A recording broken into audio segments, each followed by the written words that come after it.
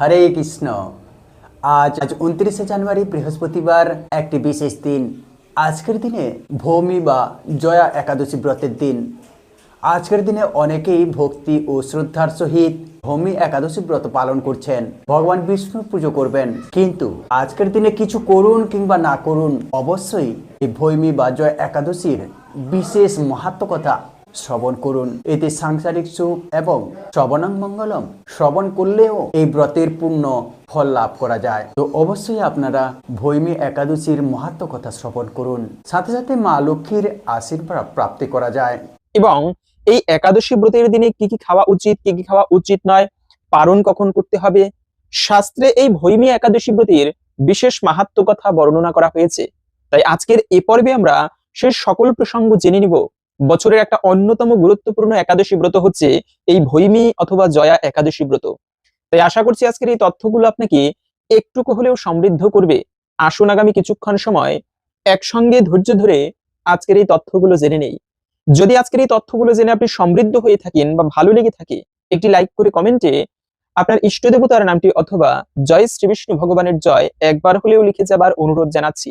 আমরা তো জানি একাদশী ব্রত বড়ই পবিত্রতম দিন, সব থেকে শ্রেষ্ঠ ব্রত এই একাদশী ব্রত। কিন্তু বছরে 24টি একাদশী ব্রত রয়েছে। প্রত্যেকটা ব্রতের এক একটা আলাদা এবং বিশেষ গুরুত্বপূর্ণ মহিমা রয়েছে। যেমন বিশেষ করে বছরের একটি অন্যতম শ্রেষ্ঠ ব্রত হচ্ছে এই পবিত্র ভৌমি বা জয়া একাদশী ব্রত। এই ব্রতটি পালন করলে কি ফল লাভ হবে? বলা হয়েছে যারা এই ব্রত পালন করবে তাদের সর্বকামনা পূর্ণ হবে। আমাদের কত রকম মনোবাসনা থাকে, যে কারণে আমরা অনেকে তান্ত্রিক পদ্ধতি অবলম্বন করি মনোবাসনা পূরণের জন্য। এবং দেবদেবীর পুজো করলে এই যে ভগবানের পুজো করা হয়, ভগবান বিষ্ণু সহজে ভক্তকে এই জগতের ইচ্ছা বা এই জগতের সম্পদ দেয় না। কিন্তু দেবদেবীর পুজো করলে, বিশেষ করে কালী মাতা, শিব, দুর্গা, এদের পুজো করলে সহজে মনোবিষ্ট লাভ হয়ে থাকে। তো যারা এরকম মনস্কামনা পূর্ণ করতে চায় তাদের জন্য কি শ্রেষ্ঠ ব্রত এই পবিত্র ভৌমি অথবা জয়া একাদশী ব্রত। এই ব্রত পালন করলে সেই মনোবাসনা পূর্ণ হবে। শুধু তাই নয়, আরো বলা হয়েছে যে প্রেতত্ব প্রাপ্তি হয় না, প্রেত জনি সে ব্যক্তি লাভ করে না। প্রেত বা ভূত, মানুষ যদি কেউ ইচ্ছা করে দেহত্যাগ করে, মানে নিজে নিজে দেহত্যাগ করবে, একটা বয়সের পরে মৃত্যুবরণ করা, এটা হচ্ছে স্বাভাবিক। কিন্তু যদি কেউ ইচ্ছা করে দেহত্যাগ করে, এটা হচ্ছে সে ব্যক্তিকে প্রেত হয়ে থাকতে হয়। কারণ আমার আয়ু নির্ধারিত, হয়তো বা আমি 70 বছর পরে মারা যেতাম, ওটা যমলোক থেকে নির্ধারিত। কিন্তু আমি যদি এর আগে ইচ্ছা করে মৃত্যুবরণ করি, তাহলে ওই বাকি বছর আমাকে প্রেতের জনিতে জন্মগ্রহণ করে থাকতে হয়। ব্যক্তি সবকিছু দেখতে পাবে কিন্তু কিছু করতে পারে না। এ হচ্ছে প্রেত জনির মাহাত্ম্য। তো এজন্য সেই প্রেত শরীরে থাকতে হয়। কিন্তু যদি কোনো ব্যক্তি এই ব্রত পালন করে, এমনকি যদি কেউ প্রেত হয়ে জন্মগ্রহণ করেছে বা ভূত প্রেত হয়েছে, তাদের উদ্দেশ্যে এই ব্রত করে সেই ব্রত ফল সেই পিতৃপুরুষের উদ্দেশ্যে দান করলেও তারাও সেই অমঙ্গল থেকে, প্রেতজনি থেকে মুক্তি লাভ করে স্বর্গবাসী হয়, শুধুমাত্র এতটা মাহাত্ম্যপূর্ণ এই ব্রত পালনের ফলে। এবং তার থেকেও আর একটা গুরুত্বপূর্ণ বিষয় হচ্ছে যে পৃথিবীতে যত তীর্থ রয়েছে, 3.5 কোটির মতো তীর্থ বিদ্যমান, কিন্তু সেই সমস্ত তীর্থে ভ্রমণ করা কিন্তু সহজ নয় বা সম্ভব নয় এক জীবনে। তো সেই সমস্ত তীর্থে ভ্রমণের ফল লাভ হয়, এটা আমার কথা নয়, ব্রহ্মবৈবর্ত পুরাণের কথা। যারা এই ভৌমি অথবা জয়া একাদশী ব্রত পালন করবে, তো সেজন্য অত্যন্ত মাহাত্ম্যপূর্ণ এই একাদশী ব্রত। যদিও আবার আমরা অনেকে জানি কিভাবে একাদশী ব্রত পালন করতে হয়, তারপরেও সংক্ষেপে জেনে নিচ্ছি। একাদশীর আগের দিনে সংযম পালন করতে হয়। মাছ, মাংস, রাজসিক খাবার খাওয়া উচিত নয়।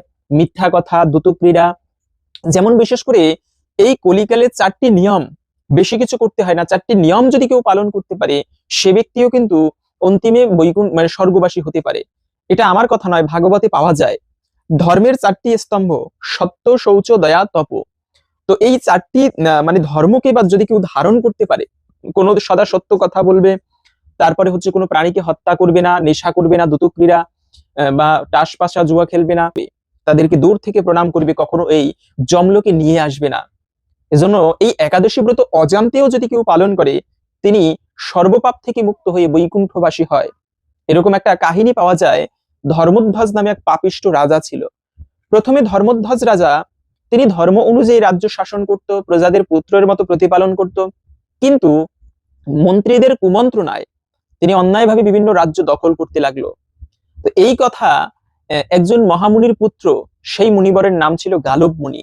তার ছেলে তার বাবাকে এই কথা বর্ণনা করতেছিল। মূলত কাহিনীটা ছিল এমন যে গালব মুনি মহামুনি উনি ধ্যানে বসলে 1 মাস পর্যন্ত সমাধিস্থ হয়ে থাকতেন, কিন্তু তার ছেলে নাম ছিল ভদ্রশীল, নর্মদা নদীর তীরে বাস করত। এই ভদ্রশীল বাবা করত অষ্টাঙ্গযোগ অনুশীলন, কিন্তু ভদ্রশীল সে ভগবান বিষ্ণুর সেবা করত, একাদশী ব্রত পালন করত, আবার বিষ্ণু পুজো করে সেই মূর্তি বিসর্জন দিত সেই নদীতে। এভাবে করে একদিন তার পিতা ভদ্রশীলকে প্রশ্ন করলো গালব মুনি যে, দেখো, আমি তো তোমাকে এই একাদশী ব্রত পালন করা শিখাইনি, তো তুমি কোথা থেকে এই সুন্দর বিষয়গুলো শিখতে পারলে? তখন সেই ভদ্রশীল বলতে লাগলো যে, পিতা, আমি হচ্ছি জাতিস্বর, আমার পূর্বজীবনের কথা স্মরণে আছে, ভুলিনি আমি সেই কথা।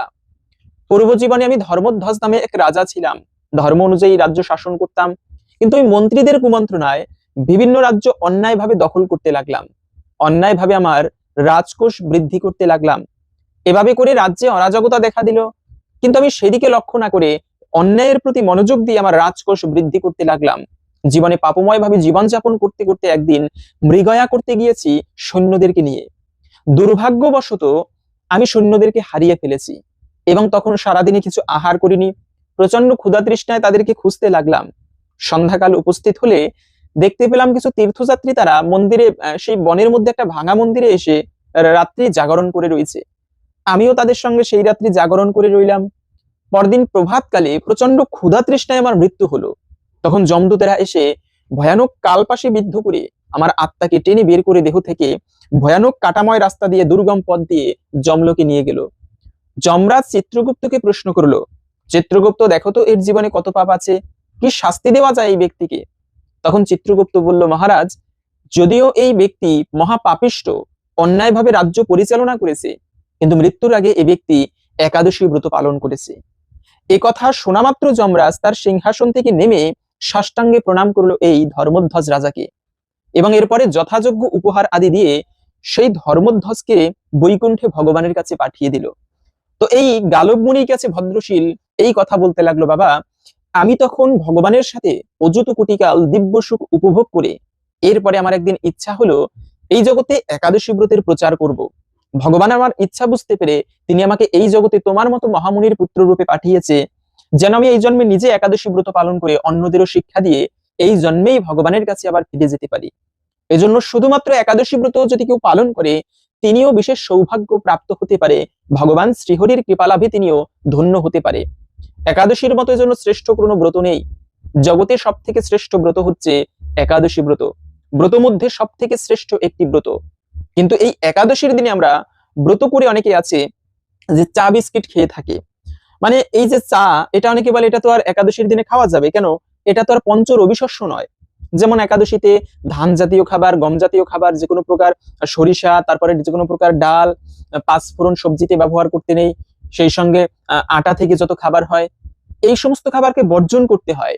তো এই মানে অনেকে বলতে পারে তাহলে চা বিস্কিটের মধ্যে তো আর এগুলো নেই, কিন্তু বিস্কিট রয়েছে, সেখানে হচ্ছে ময়দা থাকে, এটা হচ্ছে গম থেকে আসে। এরপরে চা হচ্ছে একটা নেশা জাতীয় খাবার, নেশা করতে নেই যে কোনো প্রকার। একাদশীতে সকল কিছু বর্জন করে খাবারের প্রতি মনোযোগ না দিয়ে যদি আপনি অপারগ হন, সেক্ষেত্রে ঔষধ, ব্রাহ্মণ, গুরুবাক্য, ফল, জল, এছাড়া আপনি সবজি রান্না করে খেতে পারেন, কাঠবাদাম, কাজু বাদাম, মিষ্টি কুমড়া, মিষ্টি আলু, পেঁপে, কাঁচকলা, ফুলকপি, এগুলো সূর্যমুখী না হলে ঘি দিয়ে রান্না করে ভগবানকে ভোগ নিবেদন করে গ্রহণ করতে পারেন।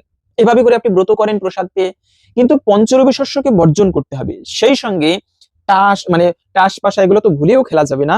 সেই সঙ্গে হচ্ছে চা, বিড়ি, সিগারেট, নেশা প্রত্যেক বর্জন করতে হবে। একটা দিন মানুষ পারে না এমন কিছু নেই। নেশা না করলে আমরা মারা যাব না, বরঞ্চ আমরা স্বাস্থ্য ভালো থাকবে।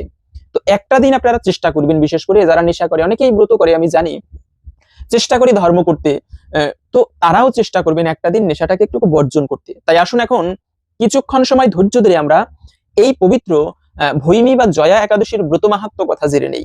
এরপরে আমরা ভিডিওর মূল প্রসঙ্গ জেনে নিচ্ছি। এই একাদশী ব্রত কবে পালন করতে হবে, পারণ কখন করতে হবে, পারণ মন্ত্র কি।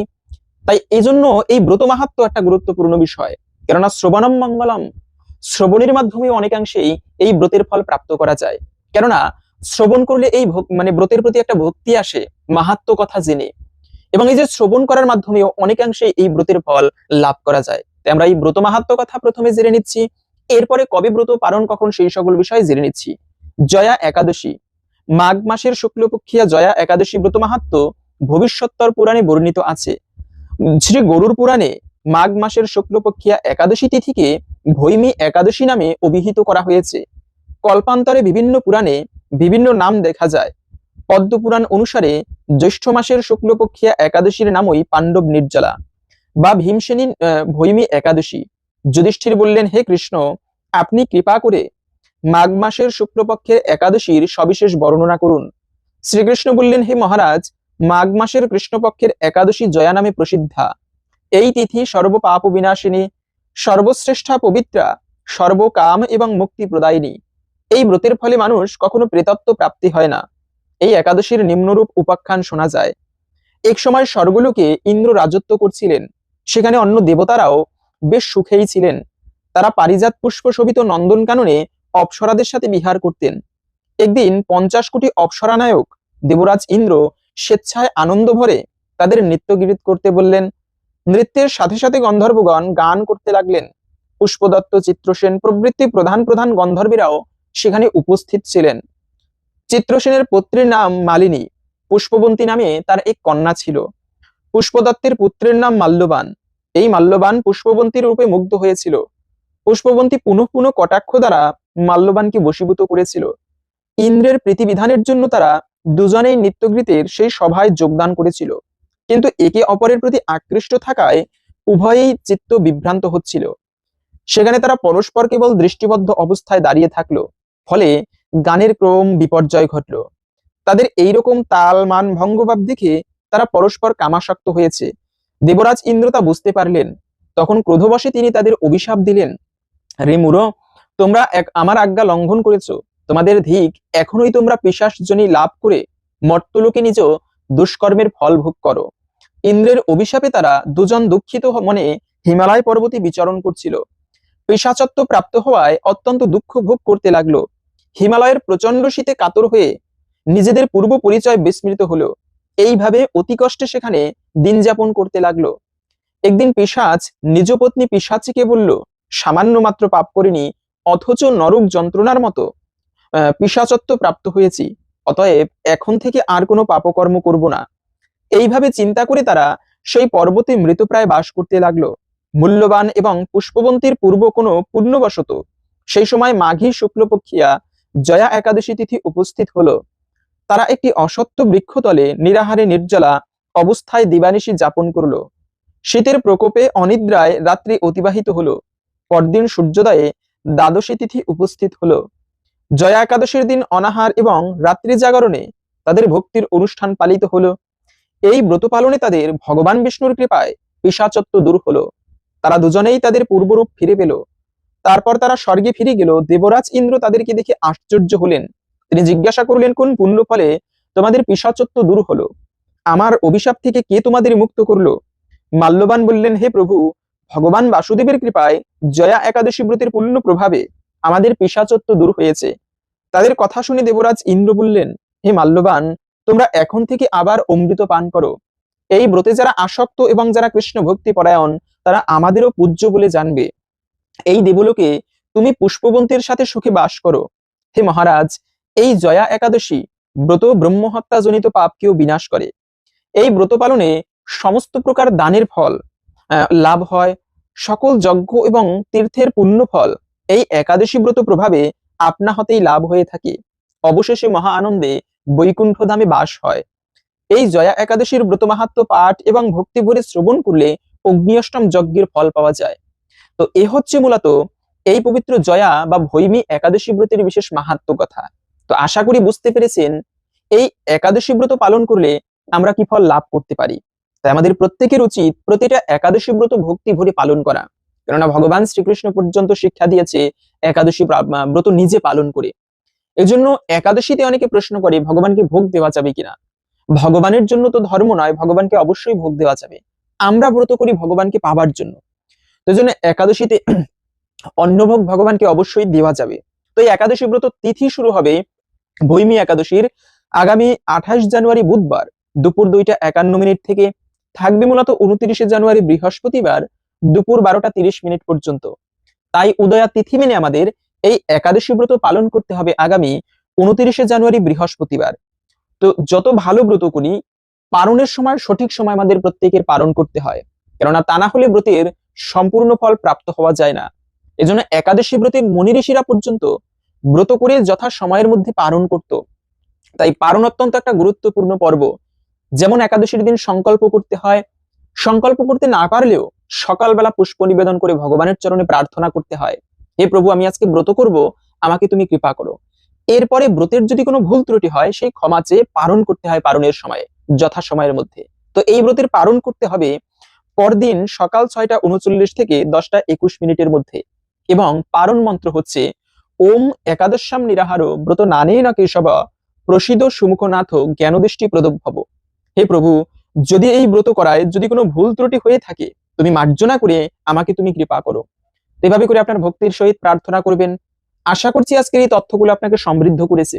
ভালো লেগে থাকলে একটি লাইক করে কমেন্টে জয় শ্রী বিষ্ণু ভগবানের জয় একবার হলেও লিখে যাবার অনুরোধ জানাচ্ছি। তো হরে কৃষ্ণ, প্রত্যেকটি প্রাণীর মঙ্গল হোক কামনা করে আজকের ভিডিওটি এখানেই শেষ করছি। হরে কৃষ্ণ, জয় নিতাই, রাধে রাধে।